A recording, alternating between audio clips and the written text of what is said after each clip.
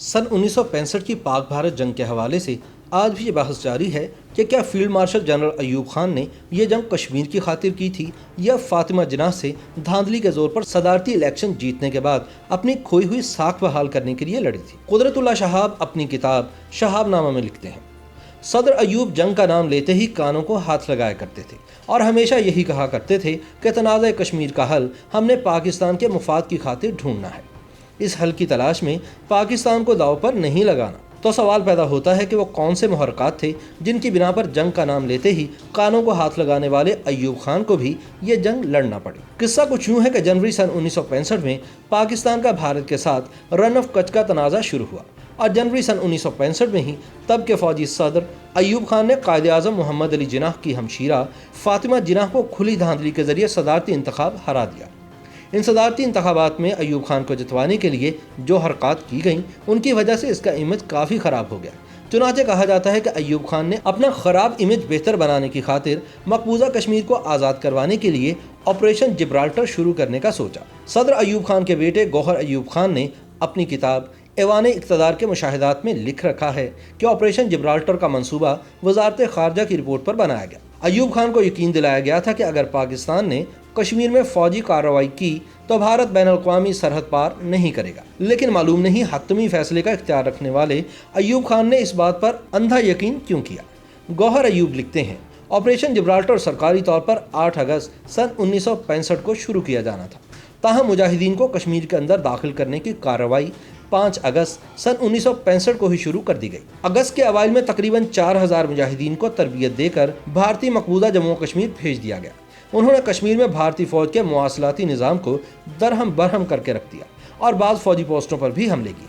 मुजाहिदीन की कार्रवाइयाँ ज़ोर पकड़ने के साथ भारतीय फ़ौज ने मुजाहिदीन के दाखिली पॉइंट्स की तरफ तेज़ी से पेशकदमी शुरू कर दी। उन्होंने मुजाहिदीन के खिलाफ ऑपरेशन शुरू कर दिया जिसमें काफ़ी तादाद में मुजाहिदीन शहीद हो गए और बहुत से गिरफ्तार भी हुए। भारतीय फ़ौज ने 26 अगस्त सन 1965 को दिफाई लिहाज से अहम इलाके पीर सहाबा पास पर कब्जा कर लिया। अगर भारतीय फ़ौज थोड़ी सी पेशरफ्त और करती तो शायद मुजफ्फराबाद पर भी कब्जा हो सकता था। 2 दिन बाद भारतीय फौज ने हाजी पीर पास का कंट्रोल भी हासिल कर लिया। यूं ऑपरेशन जिब्राल्टर सख्त मुश्किलात का शिकार हो गया और नाकामी से दोचार हुआ। याद रहे कि अपनी किताब में गौहर अयूब ने मुक़्तदर कुव्वतों की इज़्ज़तदारी के लिए सिर्फ मुजाहिदीन का जिक्र किया है। हकीकत तो ये है कि अयूब दौर में बनाई गई जिब्राल्टर फोर्स के कमांडोज भी गिरफ्तार हुए।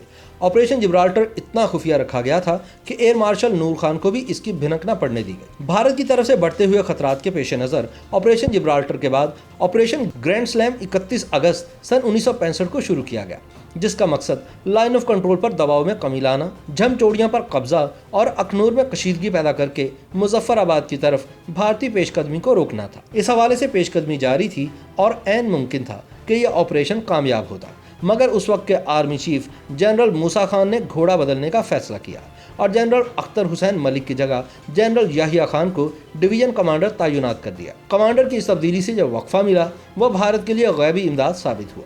यूं ऑपरेशन जिब्राल्टर के बाद ऑपरेशन ग्रैंड स्लैम भी नाकाम हो गया। पाक फौज के कमांडर की जंग के दौरान अचानक तब्दीली के हवाले से अयूब खान के साथ काम करने वाले कुदरतुल्लाह शहाब अपनी किताब शहाबनामा के सफ़ा नंबर 365 पर लिखते हैं, जनरल अख्तर मलिक ने अपने प्लान के मुताबिक कार्रवाई शुरू की और अखनूर को फतह करने के करीब ही थे कि फ़ौज में जनरल मूसा समेत कई और जर्नैल भी तशवीश में पड़ गए कि अगर अख्तर मलिक की मुहिम कामयाब हुई तो वो एक फ़ौजी हीरो की हैसियत से उभरेंगे। सदर अयूब समेत गालिबन बाकी बहुत से फ़ौजी और गैर फ़ौजी साहिबान ये नहीं चाहते थे कि जनरल अख्तर मलिक इस जंग के हीरो बने और फ़ौज के अगले कमांडर इन चीफ के ओहदे के हकदार बन जाए, क्योंकि यह ओहदा सिर्फ अयूब खान ने ज़हनी तौर पर पहले ही जनरल याहिया खान के लिए महफूज कर रखा था। चुनाचे ऐन उस वक्त जब मेजर जनरल अख्तर मलिक इंतहाई कामयाबी से झम अखनूर सेक्टर पर तेज़ी से आगे बढ़ रहे थे, उन्हें कमांड से हटाकर उनकी जगह जनरल याहिया खान को यह कमांड सौंप दी गई, गालिबन इसीलिए कि वह पाकिस्तान को अखनूर फतह करने की कोशिश से बाज रख सके। यह फरीज़ा उन्होंने निहायत कामयाबी से सर अंजाम दिया। अब आते हैं इस सवाल की जानिब कि यह जंग किसने शुरू की थी। हमें निसाबी कुतुब में पुख्ता ईमान के साथ पढ़ाया जाता है कि 6 सितंबर 1965 को रात की तारीकी में बुज़दिल दुश्मन ने अचानक पाकिस्तान पर हमला किया था, मगर यह बात तारीखी हकीकत से कोसों दूर है। एक तो ये कि जंग 6 सितंबर को शुरू नहीं हुई थी बल्कि 6 अगस्त को ही शुरू हो चुकी थी। दूसरा, अगर 6 सितंबर का दावा मान भी लिया जाए तो अल्ताफ़ गौहर अपनी किताब ایوب خان پاکستان کے پہلے فوجی حکمران کے صفحہ نمبر 336 پر لکھتے ہیں کہ نئی دہلی میں پاکستانی ہائی کمیشن نے ترک وزیر کی وساطت سے ایک پیغام بھجوایا تھا کہ بھارت 6 ستمبر کو پاکستان پر حملہ کر سکتا ہے۔ دفتر خارجہ کو یہ پیغام 4 ستمبر سن 1965 کو مل چکا تھا۔ اس سے تو یہی لگتا ہے کہ بزدل دشمن نے یہ حملہ اچانک نہیں کیا تھا۔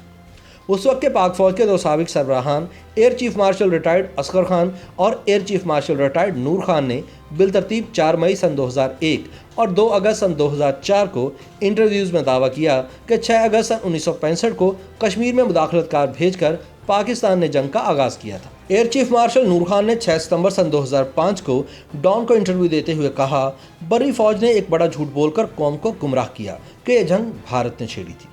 6 ستمبر کو شروع ہونے والی جنگ کے 17 روز بعد 23 ستمبر کو جنگ بندی کا اعلان کیا گیا۔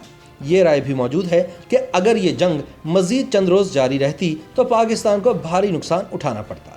جنگ بندی کے بعد یہ سوال اٹھا کہ یہ جنگ کون جیتا۔ پاکستانی عوام نے اس بات پر جشن منایا کہ ہم نے بھارتیوں کو لاہور میں ناشتہ کرنے کی سعادت نصیب نہیں ہونے دی، جبکہ بھارتی عوام نے اس بات پہ جشن منایا کہ پاکستان نے یہ جنگ کشمیر آزاد کروانے کے لیے لڑی تھی اور پاکستان اس کوشش میں ناکام رہا۔ اس حوالے سے ایئر چیف مارشل نور خان نے 6 ستمبر سن 2005 کو ڈان کو انٹرویو میں پاکستان کی 1965 کی جنگ میں فتح کو تاریخی جھوٹ قرار دیا اور کہا کہ چونکہ اس جھوٹ کی تصحیح نہیں کی گئی اس لیے پاک فوج اپنے ہی گھڑے افسانے پر یقین کرنے لگی ہے۔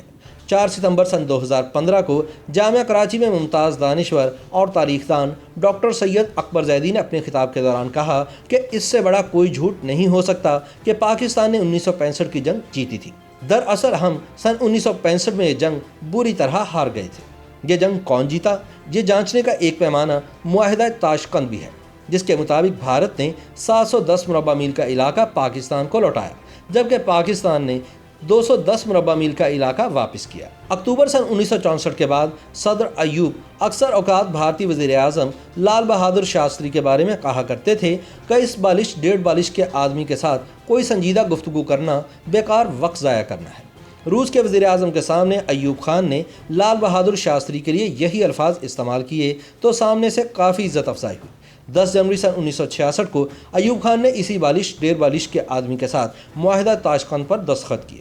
اس معاہدے کے فوراً بعد لال بہادر شاستری کی موت کے حوالے سے قدرت اللہ شہاب لکھتے ہیں، 2-3 دن بعد میں نے ہالینڈ کے ایک اخبار میں معاہدہ تاشقند کی تفصیلات پڑھی، ساتھ ہی ایک فوٹو دیکھی جس میں صدر ایوب روسی وزیر اعظم کے ہمراہ لال بہادر شاستری کے تابوت کو کندھا دے کر دہلی جانے والے ایک جہاز کی طرف جا رہے تھے۔ اس تابوت میں صرف شاستری جی کا جسد خاکی ہی نہ تھا بلکہ اس میں مسئلہ کشمیر پر UN میں ہماری تمام پیش رفت بھی لپیٹ کر مکفل کر دی گئی تھی، کیونکہ 10 جنوری سن 1966 کے بعد مسئلہ کشمیر کے حوالے سے سیکیورٹی کونسل کی قراردادیں نہ رہی تھیں بلکہ معاہدہ تاشقند کی وہ شق تھی جس میں ریاست جموں و کشمیر کا ذکر محض ضمنی طور پر آیا تھا۔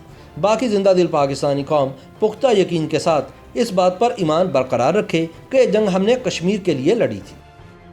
YouTube پر گوگلی نیوز دیکھنے کے لیے youtube.com کی سرچ بار میں گوگلی نیوز TV ٹائپ کریں۔ گوگلی نیوز کے پیج پر سرخ رنگ کے سبسکرپشن والے بٹن پر کلک کرنا نہ بھولیے۔ YouTube پیج پر اپلوڈ ہونے والی ویڈیوز سے باخبر رہنے کے لیے بیل آئیکن پر کلک کیجیے۔ آپ کو ہر نئی ویڈیو کے بارے میں نوٹیفیکیشن موصول ہو جائے گا۔